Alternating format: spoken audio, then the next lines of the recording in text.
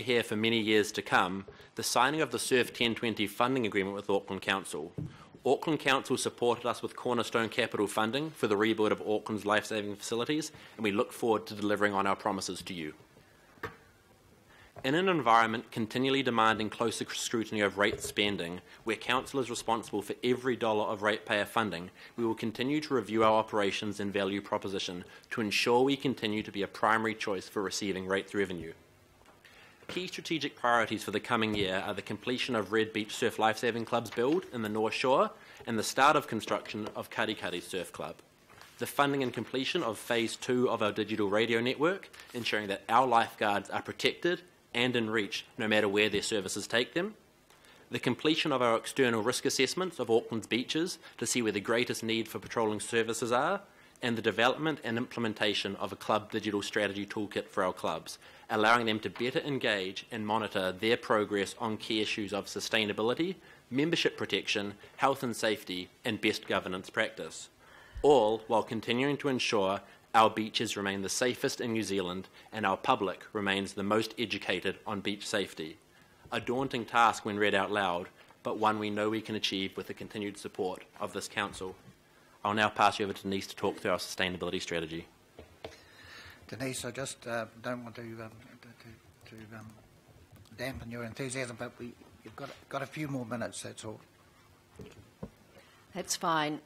Fortunately, we have a very young and enthusiastic chief executive who's very good at telling the story. I'm new to the board and I have the finance portfolio. So I'll give you a little bit of a background on our funding. So Surf Lifesaving Northern Region receives funding primarily from regional councils, sponsorship and grants. Our quality brand secures some loyal but only modest sponsorship, and it's not increasing. Grants from some of our traditional sources is decreasing, as many organisations are finding, and we're now needing to spread our net very wide to get in all the funding that we need to deliver the services that we believe are critical to the Auckland region. Fees for our members are low because these are critical. There are critical volunteers and we want to encourage as many as we can. We don't levy those who swim between the flags, and we don't ask a struggling swimmer for a credit card before or even after we pull them into the rescue boat. So funding through AREFA and the other regional councils is our only access to user pays money. Funding from AREFA is supposed to be the funding of last resort, but it is in reality also part of the critical funding that we need for our core services. The paid lifeguard service over the busy holiday period, our streamlined support services to all the clubs, and subsidising our Surf Safe education, which Matt has told you has been so incredibly successful in keeping the drowning rate down in Auckland, in the Auckland region. But we're having to work very hard and be very innovative to deliver an increasing volume and different types of service that the community expects. Matt and his team don't resile from the challenges that this presents. They're very committed and they're very high energy people. And it's through the AREFA funding that we can have some ongoing certainty of that service that we deliver.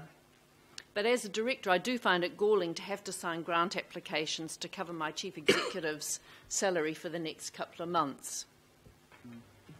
As a board, we're undertaking a very close review of our funding sources and our critical services to make sure that they're very carefully aligned. And we're building a certain and sustainable future for surf lifesaving in our region. It's a big focus on how many of us we can train and how many others we can educate to make sure that our beaches are very safe and totally enjoyable. So surf lifesaving is quintessential Kiwi, isn't it? It's about our beaches, it's about lots of volunteers, and about doing a lot of work with very little for a lot of people. So as you've heard, our funding from Council is essential for our sustainability.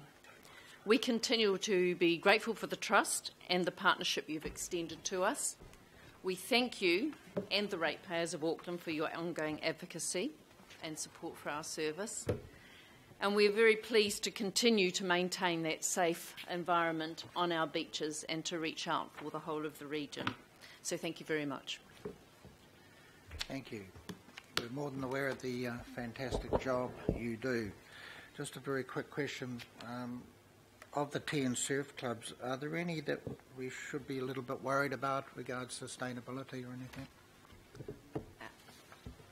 Within the Auckland area, we're very lucky the UEFA funding provided operational funds to those surf clubs, so funds that directly flow to the volunteers. That's actually seen the Auckland surf clubs grow at a far greater rate than surf clubs outside of the region. So we have a range of surf clubs. Some we work with more closely on sustainability. The Auckland clubs aren't in that because the time those guys had to spend on what was an average of $30,000 to raise that grant fund to the clubs, they can focus the energies where it should be on saving lives. So I'd say because of the UEFA funding, that is not a concern. And just remind us, after the Kari rebuild, is it North Piha that's next? United North Piha on current timelines, yes. Councillor Cashmore. Yes, thanks very much. My question, Matt, was very much along the lines of those facilities. We had a bit of discussion last term about what was the right fit for the right purpose. And so whereabouts are you with it? You discussed it briefly, but are you carrying on the rebuilds, updating your budgets to scratch? Yeah, so the rebuilds are very much going as planned, with some of the builds further down the line changing places. They're all very eager, but they all have different budgets, different abilities to raise funds. Currently we have Red Beach completing phase 3 of its rebuild, and that's looking to begin phase 3 construction works in July. Following that, and what we learnt yesterday was the start of next year, Kari will look to begin their rebuilds, and pending that, United North Piha's up next, but it's 2 years away, so they have funding timelines to meet concessions, etc. But we will keep council fully abreast. Great, thank you, and well done. Councillor Simpson. Yes, thank you. You do a great job, and you're quite correct. We're surrounded by water, so what you do is really important. I did notice that you said that you also were responding to non-surf emergencies. Do you charge for that, or how does that work? Thank you for the question. It's more than we are responding. It's actually forming the larger and larger part of our business and our cost centre. So there is some arrangements with police through search and rescue, but currently Surf Lifesaving Northern Region as a regional body doesn't have a voice in those national sectors with Water Safe New Zealand or Search and Rescue New Zealand. We work through the national body, and Surf Lifesaving to the rest of New Zealand is quite different than what we do here. We're a more developed, mature beast. We have larger volunteer services. So currently we can't receive income. It is one of our big cost centres, but a key strategic priority is to working to address those costs with the people we provide it to. And my second question is just around maybe a suggestion. Is I heard your comment. You know, you can hardly ask a sort of a gasping, dying breath person for a contribution. But actually, I think we need to look how you could do that. I suggest you talk to St John's Ambulance and other agencies that are response in need about how they follow up to potentially ask for contributions as a result of life-saving mechanism. Thank you. Councillor Watson. Yeah, thanks. I think the comment, Matt, was made about doing more with less, and I note the community education program increasing by 40%. When I look at the beaches around my ward, which has a lot of beaches, it just seems to be more people and a lot more people that are new arrivals to the country, and often if you watch Piha Rescue and that, often they're people that are involved. You have a summer that's sort of stretching out in terms of the months that it traditionally used to cover. I'm just wondering how that kind of huge demand in a very concentrated period of time, it's happened quite quickly, how you're able to continue to cope with that given the present resourcing. It's actually quite simple. Surf Lifesaving, we grew with the market. We started educating large number of kids at our surf clubs. We had a surf to school model which would go into the school and we'd basically do a whiteboard presentation, but there was no depth, there was no engagement, the messages weren't getting through. So we started bringing school kids in the busloads out to the surf clubs during the day when the lifeguards patrolled, and we did that for 3 years and we saw a real impact. So we continued to grow that. And for us, we very clearly see the learnings as being out there. We're on the coalface and we adapt to them quickly, and then we meet the costs as soon as we can.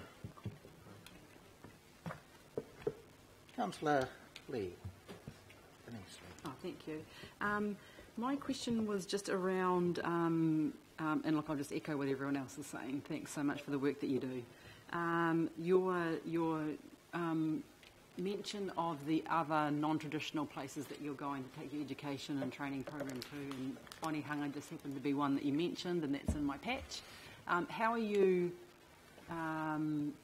deciding which and where and how you're going to? Is it based on partnerships? Is someone approaching you and saying, let's come in and do a joint program?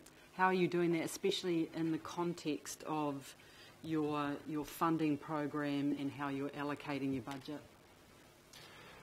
So the model traditionally started being delivered from the surf club because that was the cheapest way for us to do it 10 years ago, and we had the resource there. We then looked at the locations where we weren't getting to and where the drowning toll was higher, so we looked at the need, and we looked at where we could actually feasibly deliver a service there. How we got to Onehunga was they'd just built the new wharf there, or the new swimming area there, and we'd gone along to the first community day and put on a free beach education program, and the numbers were huge. It was very organic. The feedback was that, we'd love to see this kind of thing here. We can't get out to a surf club. So we then re-engaged with the schools in the local area, let them know we could do it free of charge, provide the bus fare, get the school kids there for the day, and they picked up the demand. The hardest thing for us, as you've heard, is we're limited by the funding we have. And we used to do it as a subsidised rate, but simply, $6 per day for these kids for some schools is simply too expensive. So when we fully subsidise it, the demand's met, but our lists are full. So we go to where we're most needed and where we haven't been, and then we continue working through from that model. But we work with Water Safe Auckland and where the delivery should be. We deliver our programs together to keep the cost down to the rockfishers in the communities.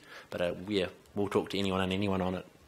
And would you consider that to be the big growth area for your future program? Is that particular non-surf club based education?